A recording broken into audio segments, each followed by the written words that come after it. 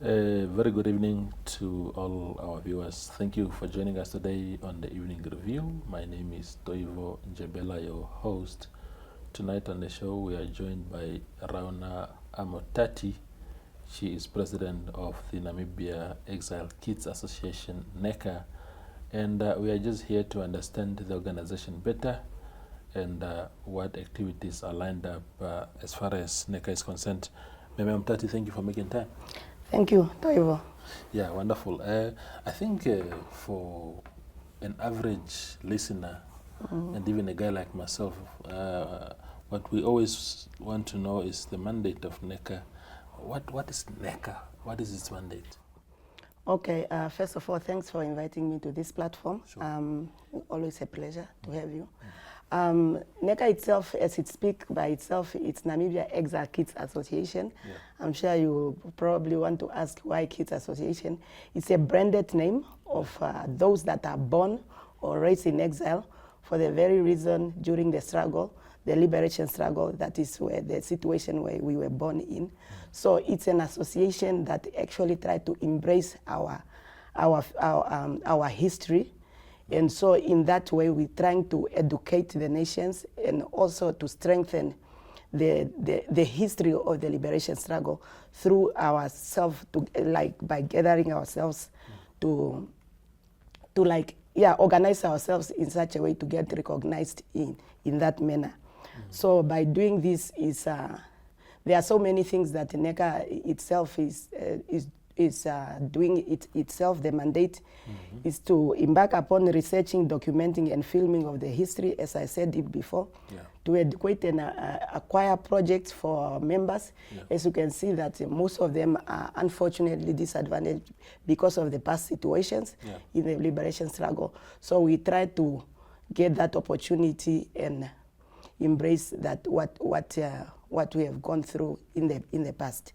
So in short, actually, that is what NECA is for. We also foster strategically to be recognized and to align ourselves with the SWAPO party, which is our mother since our birth, and we want that history to remain as well as the legacy. Yeah. Yeah. Give me a sense of because there's always this debate about people born in exile, what they went through, what opportunities they've missed out on, which will justify treating them in a particular special manner. Give us a typical challenge of someone born in exile. Okay, a typical of somebody born in exile, I will start off like in exile we had structure camps. You were taken away from your mother probably when you were a few months. For example, myself, I was taken away from my mother when I was 8 months old. We all stayed in a foster camp where we had foster parents.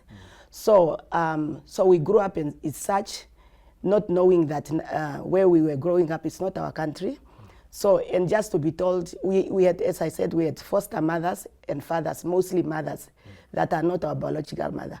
So there comes, there were instances where situations, we call it situations gone bad overnight, like Savimbi came to intrude or whatsoever the enemy, the UNITA.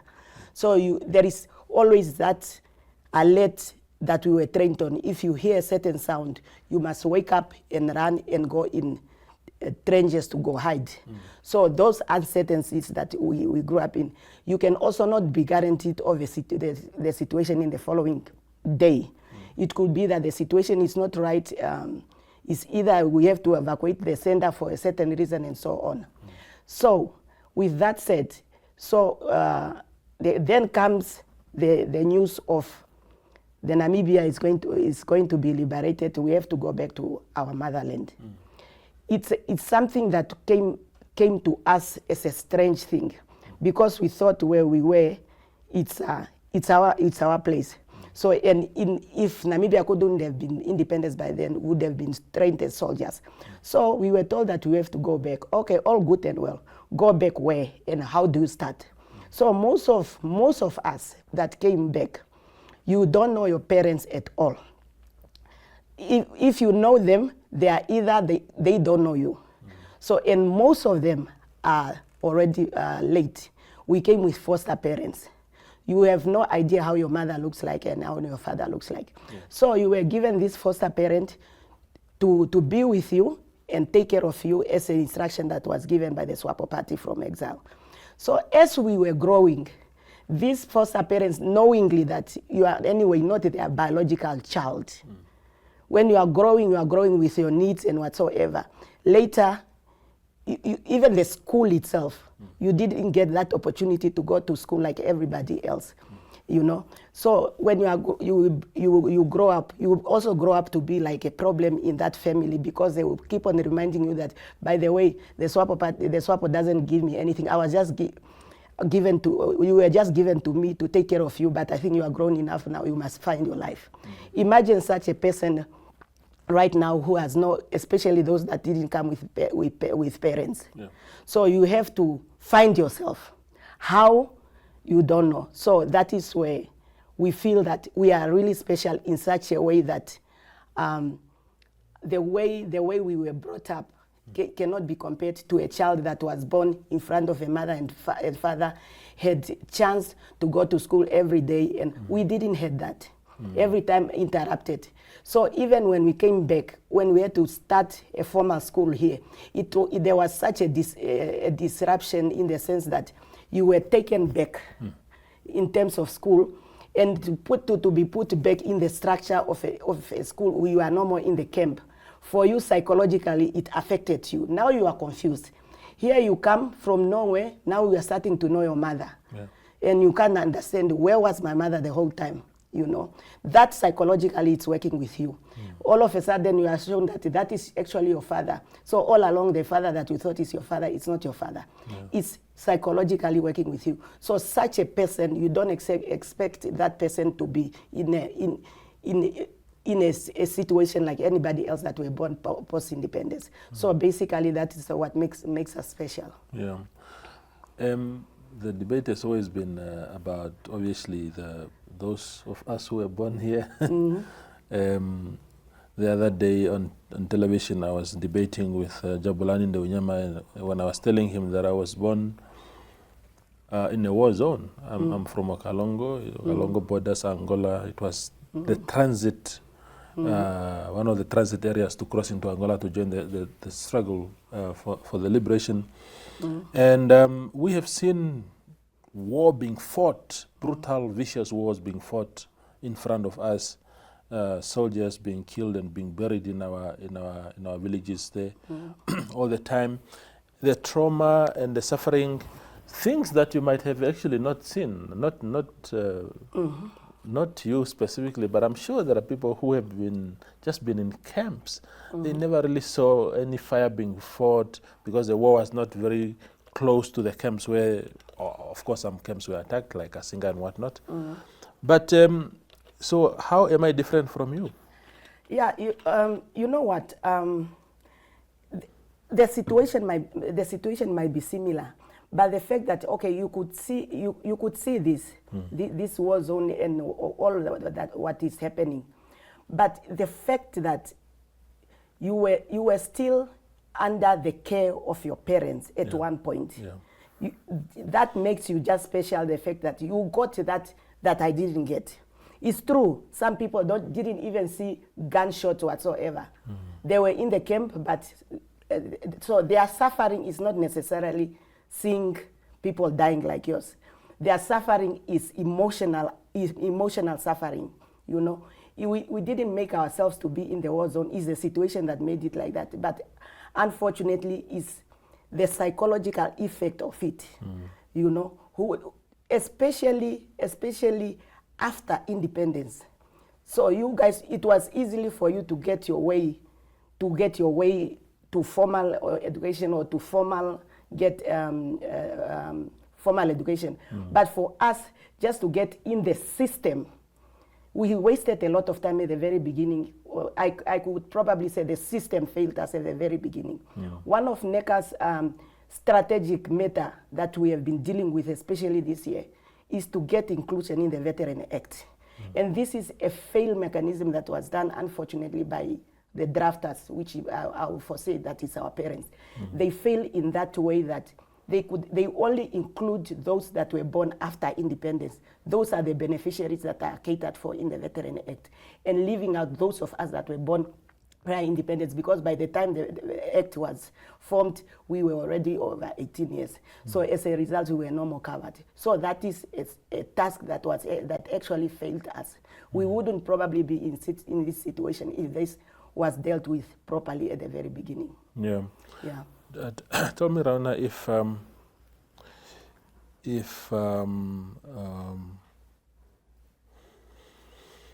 how do I put this question? So let's give a hypothetical situation. You were born in exile.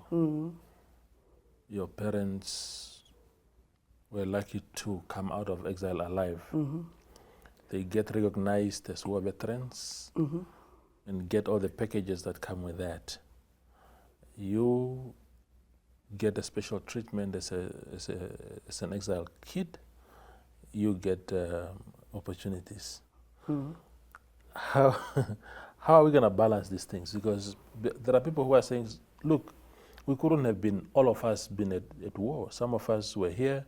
Even if we were not fighting, of course there are those who are recognized for fighting from here or for having helped swap soldiers or whatnot. But there are those who did not even participate. But the resources now are being channeled to this group of people who, like actually saying that they were volunteers. We volunteered for this country, we sacrificed for this country, but now somehow we must now foot the bill to pay you and your parents. How is that fair to anyone? Yeah, it's somehow not fair in the sense that, okay, I heard that there were some of the people that fought within the country that are also benefiting from them. From them. First of all, we are not benefiting right now as we speak. We are not benefiting at all. Our parents are benefiting, and I don't know why they are demanding more. But to be fair enough, it's the way it appears. I was well informed that there are those that fought inside the country, and they are also benefiting.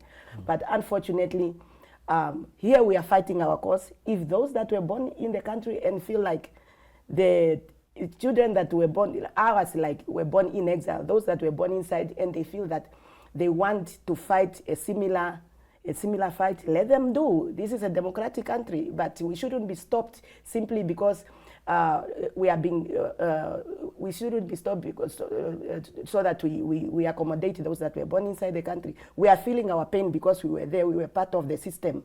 So if they feel that they need to stand up and do the similar thing, let them stand up and do. This is a democratic country. Unfortunately, I have to fight because I was part of the pain. And right now, I'm advantaged, as you said earlier, that I'm advantaged that my parents came alive from exile. Believe me or not, I didn't know them until independence. But fortunate enough, I managed to have my mother alive. But think about those that have no idea how their mother looked like in the first place. You don't know where to trace your family member. So that is just a unique case on itself. If you are not even able to trace your family member to their core, that is the support system that you are just lacking. Yeah.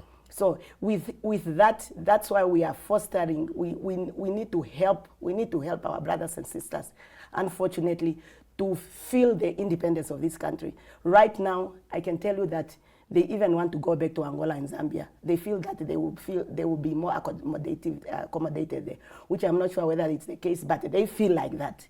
They will feel like that in the sense that there we felt we were at home, but we were young. But now, believe me, I have kids and my kids are about to get kids. It's becoming bitter, you know. Absolutely. So now I'm poor, my kids are getting poor, and why did we liberate this country? You know, that is the case. Yeah, I will challenge you. We are going for the break now. I will challenge you on your point that that you are not benefiting as exile kids, and that you even want to go back. I'll challenge you on some of those assertions after the break.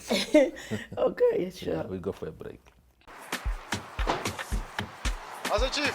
It's more. Give me a full tank. HB boss, change your tires, they are worn out. You know what? I'll change it next month, it's fine.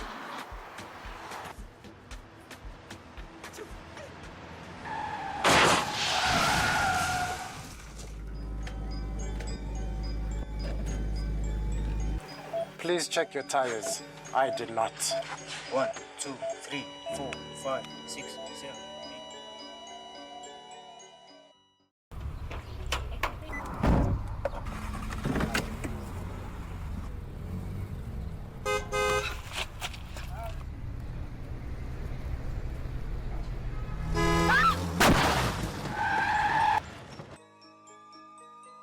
8. Please walk responsibly. I did not. Ma'am?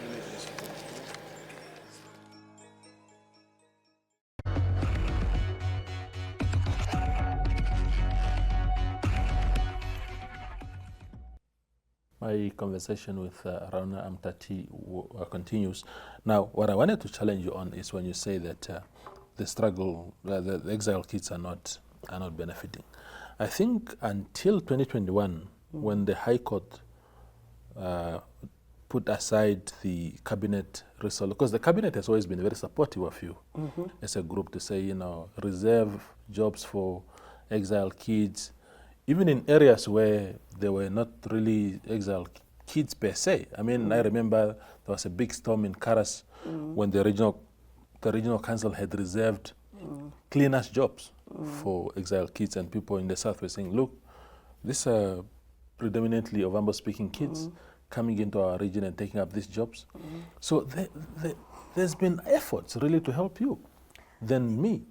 Yeah, I can tell you, Toivo, I'm fortunate enough to tell you that I was part of that recruitment committee through the Office of the Prime Minister. I was part representing NECA though, but they were also under other groups that are representing indigenous groups and vulnerable groups. So I sat in there.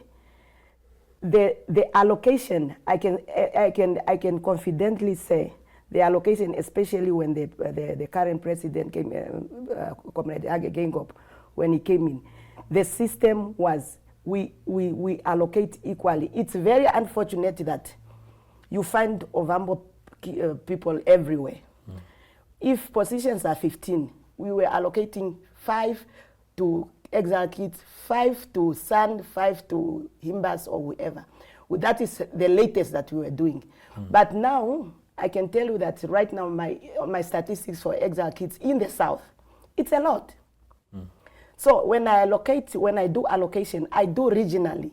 I don't do ethnically like per tribe. But it's very unfortunate, those now exile kids that are in the south, they are Ovambo speaking. They happen to be in the south, all good and well, but they stay in the south. So they are from there.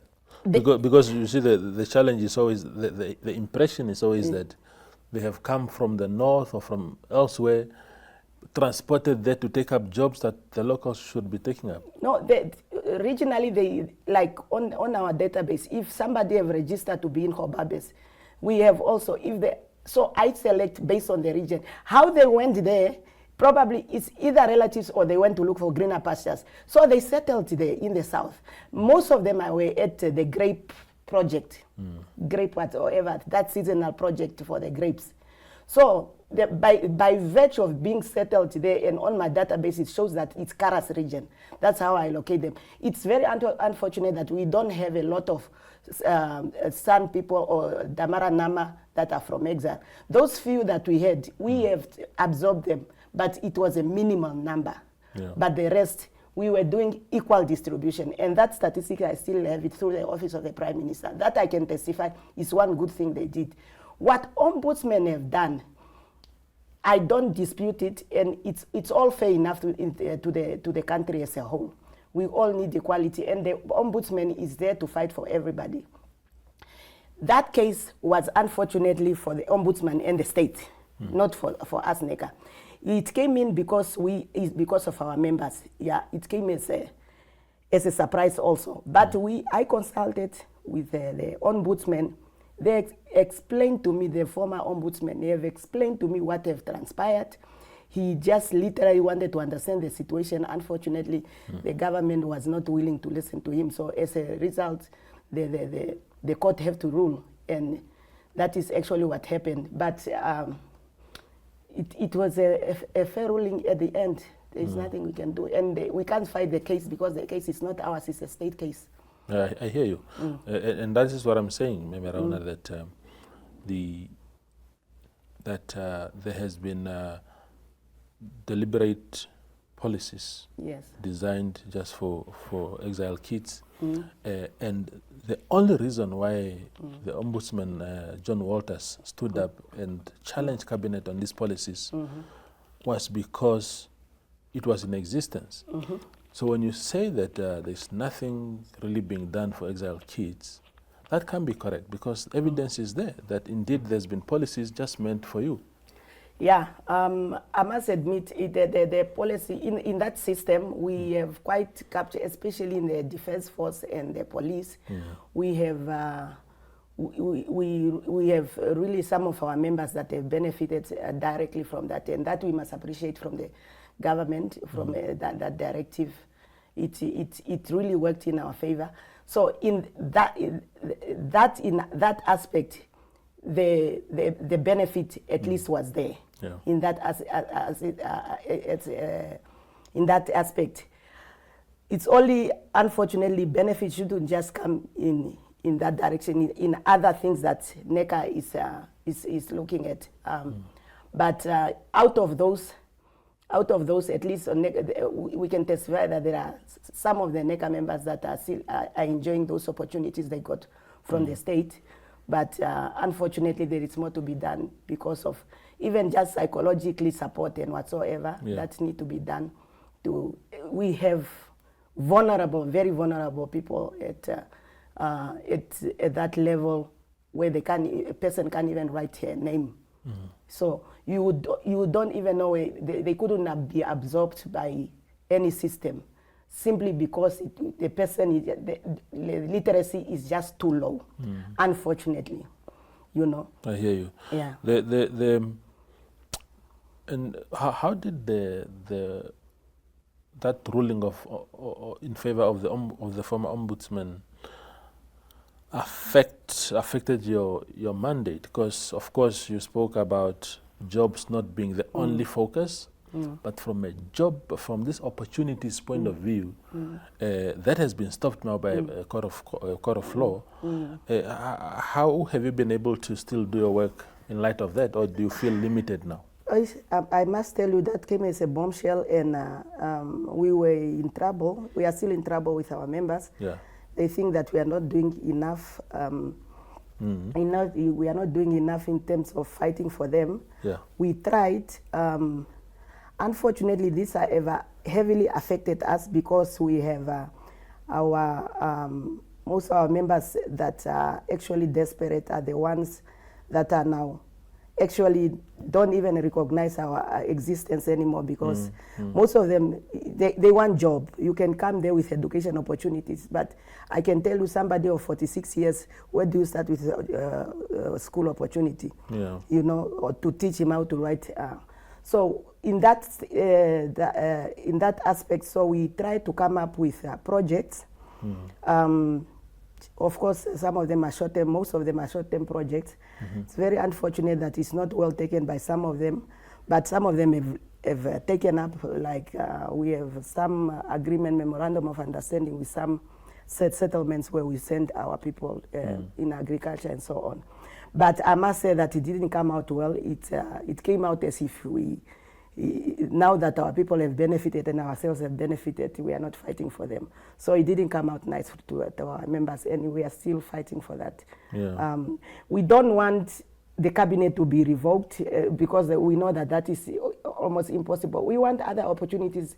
The government have a lot of opportunities that they can grant to us. We even applied for settlements through the agriculture ministry, through the municipal, but it's just difficult to get those opportunities. You know. So in that case, for example, in Rundu, there's a group there they are stuck there. They are saying we are not going anywhere. We want jobs. I mean, how do you even engage people like that in light of the realities that is there now? Yeah, it's really very difficult. I'm aware of that group that is in Rundu. We try to speak to them, but when you are speaking to an angry person and a hungry person, it's completely something different. So we are trying to come up with a structure and also to formalize the structure in Rundu for the leadership and see what we can come up with, possible projects. That is probably one of the fastest solution that we can do now. But we try to preach and say the government might not have job for everybody. And if an opportunity comes, we have to go through the normal system that everybody is going through, which they don't appreciate, because of the ruling. And of course, I will expect anybody who's having a job not to understand that situation. It's like, no, why? You must fight, that ruling must be revoked. So right now, NECA is faced with a big challenge with membership that are redundant, and also NECA itself doesn't have resources at all. Whatever travel we do now, we use our own resources, our own petrol, our own money, our own as leadership. But still our members think that we are getting money somewhere and we are benefiting, which is not the case. So we are fighting very hard, unfortunately, for that cause.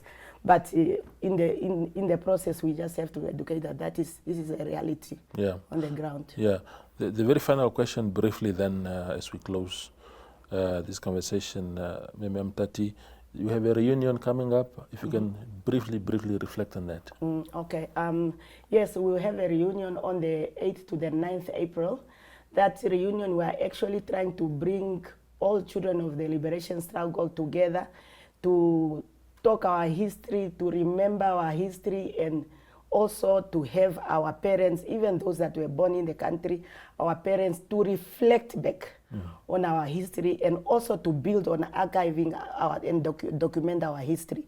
So this, we are looking forward for this reunion that will really be a memorial reunion, and that will happen at Onthia or at Onseo Njaba, between Onseo Nime and Onseo Njaba. So that will be on the 8th to the 9th of April. And we invite everybody to come and witness. Wonderful. I will gate crash. I'm not an exile kid, but I'll show up there and see if I can eat a steak of meat and some water. You're welcome. Welcome. Thank you, Rauna, for coming. Okay, thank you so much. That was Rauna Amutati. She is president of NECA, just giving us some perspectives and the activities coming up. Thank you for watching.